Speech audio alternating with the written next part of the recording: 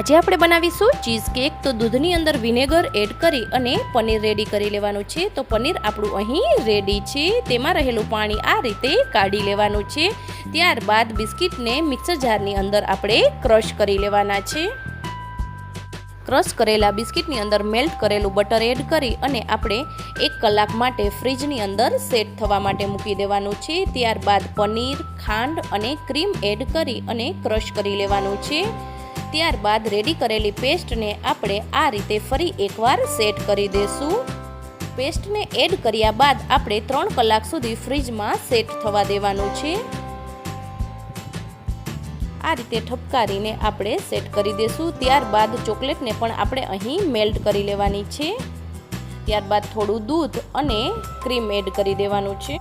તો અહીં આપણે બરોબર બધું મિક્સ કરી લેવાનું છે। ચોકલેટ આપણી મેલ્ટ થઈ ગઈ છે। ત્યારબાદ આપણે અહીં ત્રીજા લેયરની અંદર મેલ્ટ કરેલી ચોકલેટને એડ કરી દેવાની છે।